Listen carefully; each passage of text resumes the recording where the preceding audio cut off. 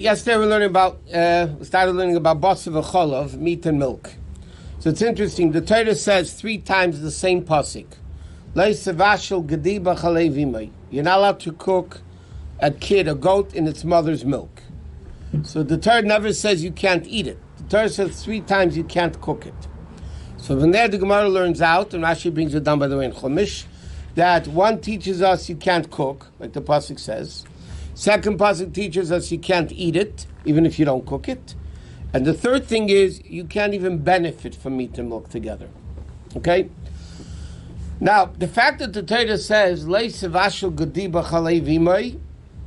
you can't cook a goat in its mother's milk, so the Gemara says that basically excludes chicken, because the chicken doesn't have milk. So therefore, la halacha, biblically, chicken and milk is not biblically forbidden. It's rabbinically forbidden. But if you have regular meat and milk are completely forbidden, not only to eat, but you can't even cook it. So people that take cooking classes, and they want to become chefs, it's a big shaila if they don't go to a frum program, because all the other programs, the culinary cooking things, all have meat and milk. They cook with meat and milk together, which would just the cooking it would be forbidden. Just even if you're not eating it, you're not tasting, you're not doing it, just cooking it together. The third thing is, it's also asibano, you can benefit from it. Which means like this. If somebody has a mixture of meat and milk, you can't give it away to somebody as a gift. Because when you give a gift, the Gemara says, it creates a nice relationship between the two. Or, if somebody has, let's say, a dog or a cat, and you buy dog food that has meat and milk in it, so you can't give it to your dog or cat because it's benefiting from meat and milk. But there's an exception to that. Number one, because chicken and milk is only rabbinically forbidden, you can benefit from chicken and milk. Because the Torah doesn't say that. The Chachamim came along and they said you can't eat chicken and milk either. But they never said you can't benefit. And then there's another interesting halacha. The din of meat and milk applies only if the meat is a kosher type of a meat. Like for instance, if somebody takes chazer, pig, and mixes it with milk, you're not allowed to eat it anyway. But it's not forbidden to benefit from. The poskim write, it's only meat that would be kosher meat. So let's say you have dog food, which is very common, everybody has dogs, right? You have dog food, and in the dog food there's beef, not pig meat, but beef, which is a kosher meat, so then it would also be forbidden to benefit from, so you couldn't give it to your dog as dog food. Because you can't give it away to your housekeeper as a present, because it's meat and milk together. Or if somebody by mistake mixed meat and milk, let's say they're cooking something, and meat and milk fell in together, and it's not nullified 1 in 60, not batul b'shishim, so the whole concoction is forbidden, you wouldn't be allowed to give it to your housekeeper as a gift. You'd have to mamish throw it out, because you can't benefit from it either. If your pet food has non-kosher meat in it, you can't give it to your pet? No, it's a meat and milk. Non-kosher meat is only forbidden to eat. It's not forbidden to benefit from. You're not allowed to make a business, that's another din. You're not allowed to have a business of non-kosher food. For instance, a Jew is not allowed to own a non-kosher meat packing company. If that's their business and it's biblically forbidden, it's also in Torah, so then you can't make a business. You're not allowed to do business with something which is biblically forbidden.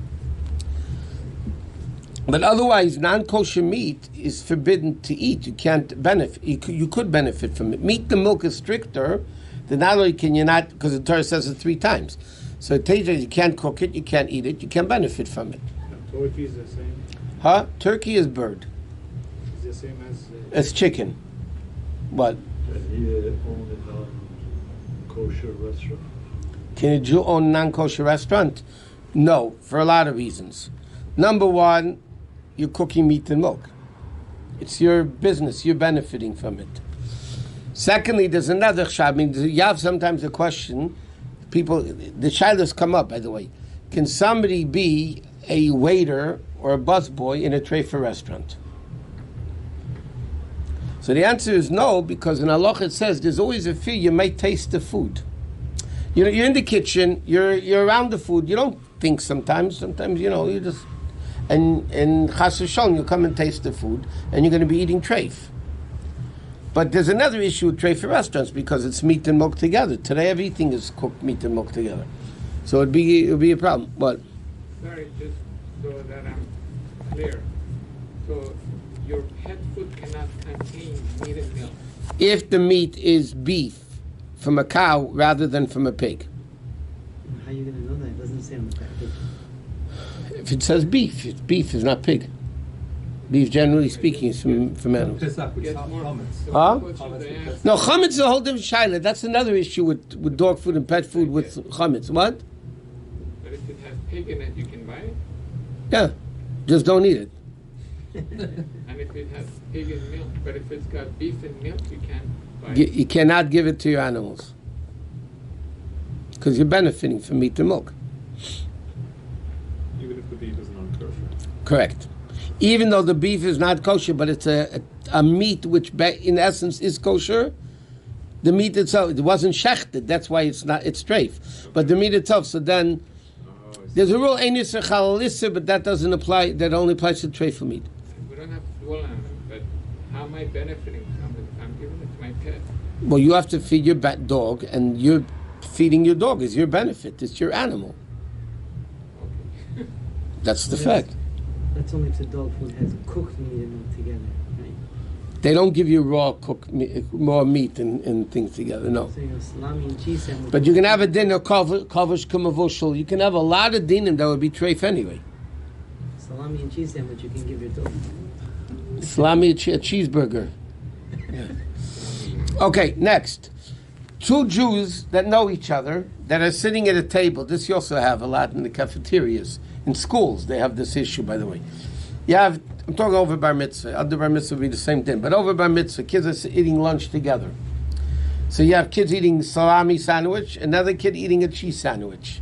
So the din is, Shulchan Aruch says, they're not allowed to sit at the same table. Why? Because they know each other. We're afraid they're going to switch, give each other from yours, from mine. So then we're afraid you're going to end up eating meat and milk together. So you have to make a separation between the two. Like you put something on the table that's going to remind you, it's called a heker, that you're going to remember that you shouldn't be eating it together. Okay, also you can't drink from the same keli, because if you, let's say, you're eating meat and you're eating cheese, and then you're going to drink soda from the same cup, you have a little bit of meat on the cup, and you have residue of the cheese on the cup, it would be forbidden. Okay, next is like this. You also have the same din, by the way. What happens, again, years ago they didn't have sliced bread. So they had a loaf of bread.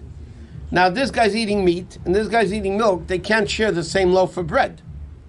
Because this guy's dirty hands are touching the bread, and this guy's dirty cheese hands are touching the meat. And again, you're going to have meat and milk together. Now, Shulchan Aruch is brought down, and Kitzur brings it down also, that because knives, they didn't have a different vast part. What am I looking for? They didn't have different types of knives. All the knives were the same. So you had milchik knife and fleshik knife. They didn't have assortment. That's what we're looking for. They didn't have a vast assortment of knives. So the din was you had to. In Shulchan Aruch it says you mark the milk knife to know that this is a milk knife. Even tonight, somebody called me. This happens, always, not only with the knives. Somebody was cooking milchiks, and they took a fleshika spoon. And they mixed the whole thing together. Just before I came here, somebody called. These things happen a lot. You have to be very careful with the milchiks and fleshiks and all of the various dinim involved. Red and blue. I told you the Yiddish custom was red and blue, and if you didn't, they thought your house was treif. The counter is white, so you have red, white, and blue. Huh? The counter is white, so it's red, white, and blue. Red, white, and blue, yeah. No, they would have blue and green was pativ. This was the tradition. Blue and green was pativ. Red was milchik and blue. Red was fleshik and blue was milchik. That was the old Yiddish houses. I know when we grew up, in my house was like that also. Red was fleishik, and blue was milchik, and green and blue were parv. That's the way it worked. I remember couples were buying for the weddings. They were getting married. They were buying sets of dishes, and they liked this particular set of dishes. They went with their in-laws, with the mother, and they blew, oh, gut, you can't buy this for fleishiks. It's blue. Well, yeah, you can't. You can have a tray for a house. And this is the way that people that were very careful years ago. Okay, now it's an interesting shilas later. We'll just start it, and we'll continue Mr. Shem after Shabbos. Even though after Shabbos, we'll probably start learning halachos purim. Just one last interesting thing. You can't have the same utensil for meat and milk. So what's with your teeth? You eat hot coffee, or you eat hot lasagna, hot pizza, so your teeth are milchik. Then you eat hot fleishiks. How does it work with the teeth? So it's discussed in poskim. But it's a bigger question, by the way, where people aren't aware of, fillings in the teeth is a bigger problem. Teeth lepoil, the fact that Eibishter made teeth, the way he made them, and and Hashem knows we're eating milk and meat, so obviously the material of teeth don't absorb meat or milk. They don't absorb it. The bigger shalom, Hashem, we'll get to that later, is what do you do when you have a filling? You have a silver filling in your mouth. Dentures. Or dentures. Yeah, it's a big problem. I'm not saying it's a big problem. There's solutions to the problem. But you have fillings in the teeth, and now you eat a hot steak, and the next morning or that next night, after 6 hours, you eat hot coffee or hot cheese or whatever it is. Why doesn't the teeth become treif? Why don't the fillings become treif? So there are many tzaddikim that didn't make fillings because of that. The Rabbeim by us, the Rebbe's never had filling. That's why the Rebbe ended up with no teeth. You still picture the Rebbe that had no teeth at the end. Because the Rabbeim never made fillings in their teeth because of the shaila, mochiks, and fleishiks. The heter that everybody gives, lepoil, is very simple. They say you never really, really eat or drink such hot stuff that is going to be absorbing and then, then spitting it out, and to be continued.